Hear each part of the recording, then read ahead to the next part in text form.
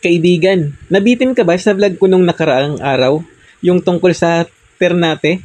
Ayan, kung nabitin ka at gusto mong ituloy, tara, pag-usapan natin. Road trip tayo ulit.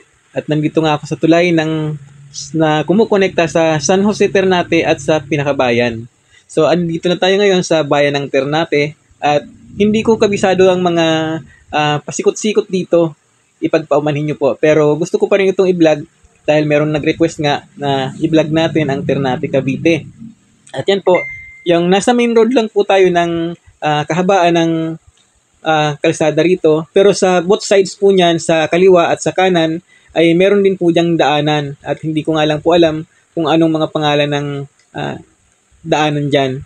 So dito lang po muna tayo sa main road. This time pala ay nakapag-research ako ng kaunti kay Google. Ayan. At akin po napag-alaman, ang bayan pala ng Ternate ay merong 10 barangay lamang. At yun nga po, ang kaunahan nating nadaanan sa una kong vlog ay ang San Juan 1, sumunod po ay ang San Juan 2, at nadaanan na rin po natin ang San Jose. At dito po sa bayan, dito naman po ang Poblasyon 1, Barangay 1 yon. Poblasyon 2, Barangay 2. At Poblasyon 3, Barangay 3. At meron din po ritong Bukana, meron ding Sapang 1, Sapang 2, at Poblasyon 1A. At napag-alaman ko rin po pala na sabi ay ang Maragondon daw, Naik at Ternate ay isa lang noong panahon. Yan. May kasaysayan daw yan. May history yan kung bakit napahiwalay ang Naik pati na ang Ternate. So yan, dito po pala sa kaliwa, nandyan po ang Bureau of Fire. Dati po yung palengke noong araw. Yan, naabutan ko pa yan na palengke yan dati. At ngayon ay Bureau of Fire na. At dito naman sa kanan yan, dagat na po yan sa dulo niyan. So yan, didiretso po tayo dito pero pwedeng kumaliwa dyan. Nandyan na po ang plaza. Pero dito tayo didiretso at meron pang dalawang nagkaharutan. Video kayo. So yun po pala dito sa bayan ng Ternate. Meron po ritong simbahan magkatapatan. Yun po sa may bandang kanan. Kung hindi ako nagkakamali, Aglipay Church. Yan sa kanan. At sa kaliwa naman po, nandyan po ang hindi lang naipakita ni JJ ng ating cameraman. Nandyan naman po ang Santo Niño de Ternate. Yan. At yan ata ang pinakaluma na imahe. Yan, yung Santo Niño de Ternate. At eto, kumaliwa na nga po tayo dito. At yan po sa crossing, may crossing po dito. Ayan na po. Ang kanan po niyan ay papunta na po ng highway, yung kanan. Yung diretso ay meron din tagos sa highway. At dito, sa kaliwa naman, papuntang plaza at covered court. Pagkakasunod na po yan, ito na po ang covered court ng Ternate. Ang tapat naman po niyan ay ang Santo Niño de Ternate Church. Yan pong kaliwa. Hindi lang masyadong naipakita ni JJ. Yan, hindi po masyadong kita. So, yung kasunod naman po niyan, kadikit lang po ng covered court, yan na po yung plaza. Plaza ng Ternate. Yan. At ito yung arko nila dyan. So, yun, yung kaliwa, yun dun sa may, sa may Bureau of Fire. Tapos yung kanan naman dito, yan, diretso na po niyan ay ang Maragondon na. Ito, matanaw na natin dito yung I Heart Ternate. Ayan. Pagpapasko ay napakaganda ng ilaw dyan. Talagang dinadayo yan. Kaganda-ganda ng mga decoration nila dyan pag papasko ho. So yan, ito, may Alphamart dito. At sa kaliwa naman ay merong Dali. Abay, napaka-cute nga ng dalawang yan. Para mag-best friend, kung nasaan yung isa, nandun din yung isa. Joke lang. So, ito po, ang school nila rito, elementary school. Hindi ko alam kung anong pangalan ng school nila dyan. Yan. Pero dito, may nadaanan ako dito na sa bandang kanan, parang elementary school. Hindi sigurado. Yan. Hindi ko alam kung saan yun banda rito, pero meron ako rito nadaanan na ang pangalan ng school ay parang elementary school. Yung kulay orange na building, hindi ko sure kung mukha naman po siyang barangay hall. Siguro ay barangay hall po yun. Hindi ko lang namukhaan. Wow, ito na po yun. Parang elementary school. Yan. Bakit kaya parang ang pangalan? Hindi sigurado. Joke lang po. Pero ang alam ko po dyan, basta pangalan yan ay meron niyang pinagmumulan. So ito po pala ang Poblasyon 1A. Ito ang kanilang barangay hall dito. Ayan. At ang kasunod naman po ay school building po ito. Ayan. High school po. Ayan. Ternate Integrated High School. Ayan. Donated by Batch 93. Ayan, nakakatuwa naman. Shout out po sa mga Batch 93. Ayan. Tuloy-tuloy lang po tayo dito. Yun, gym ata yan. Ewan, di ko na mukhaan masyado. Yan, meron din po sila ritong bangko.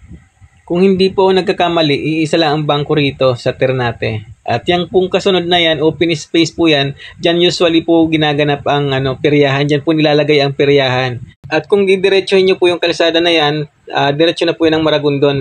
Pero dito po tayo kakanan, papunta po ito ng Sapang. At paglagpas po ng Sapang, yun, paahon na po yan ng bundok. Napakaganda po dyan. Diretso po yan ng tunnel, ng Nasugbo.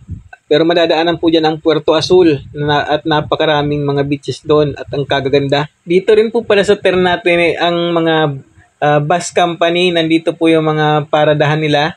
Ayan. At madadaanan po natin yan mga paradahan dito ng mga bus company.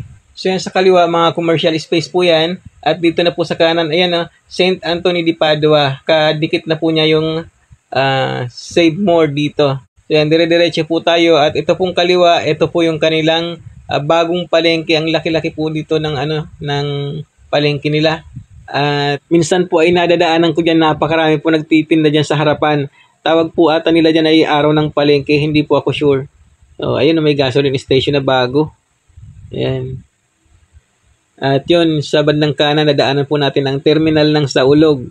Yan, ang mga oras po na to ay alas 12 na po yan ng tanghali. Nung bagyo na po yan, nung bagyo, November 9. At nagsisimula na ngang lumakas ang hangin dyan, pati na rin yung ulan. Dito sa kanan,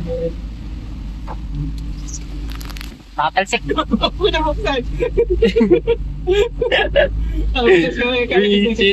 Dito, pwede ko dito buksan dito. Pinatalsikan sa akin. Yan, kung mapapansin nyo kanina, paambun-ambun lang, pero ngayon, todo na.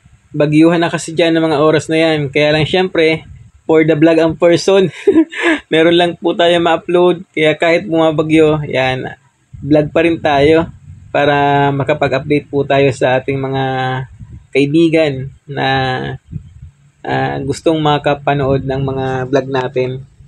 So, yan. At ito, meron din ditong gasoline station. Alam ko, mura ang dyan, gas. At ito, malapit na po tayo sa Sapang. Ayan, magkasunod na po yan, Sapang 1. Tapos, may Bukana. So, ito na po tayo. O, yan pong kanan, yan sa may arko, Sapang 1 po yan.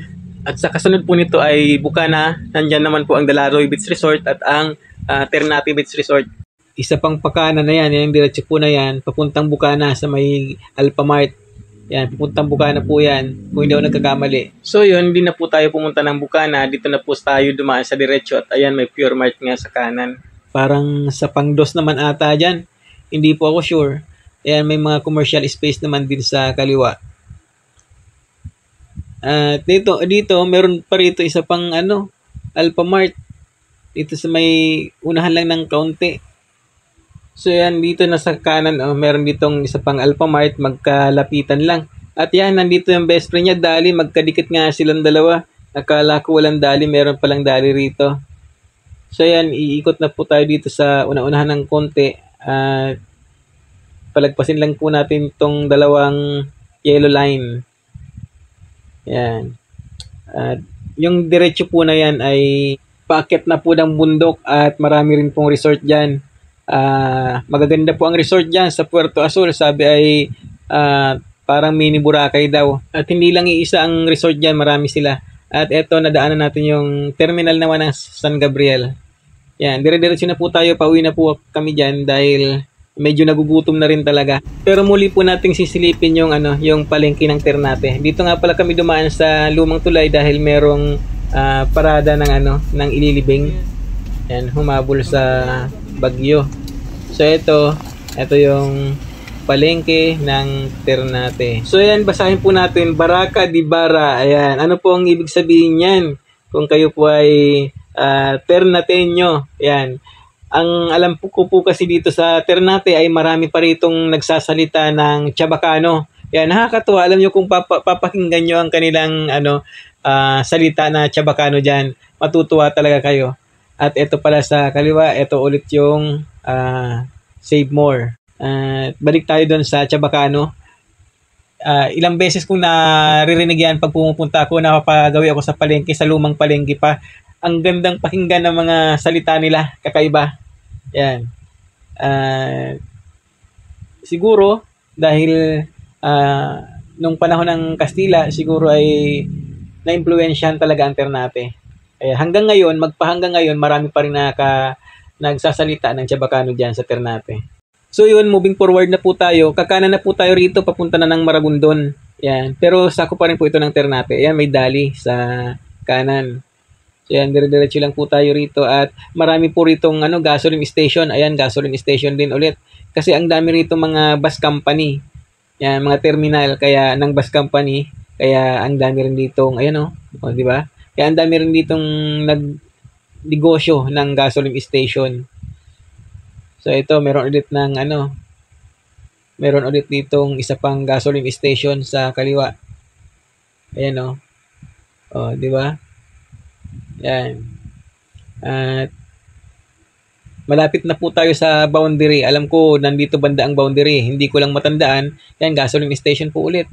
Yan. Hindi ko lang matandaan kung saan dito nakalagay dati yung malaking arko. Meron ditong pagkalaki-laking arko dati. Kaso, pinagtatanggal na nga yung malalaking arko sa gitna ng kalsada. Kahit dun sa amin, sa Bicol, sa boundary ng Basod at ng Dait, meron din doon napakalaking arko. At kung kaganda-ganda ng arko na yon, merong malaking pinya. Pero wala, tinanggal na rin yun. So yan, hanggang dito na lang po ang ating video at maraming salamat po sa inyong panonood. Kung nagustuhan nyo po ay pakishare na rin. Follow nyo na rin po ako at para sa mga susunod pa nating videos, ito po si Santi, nagsasabing masaganang buhay po sa ating lahat. Hanggang sa muli, God bless po.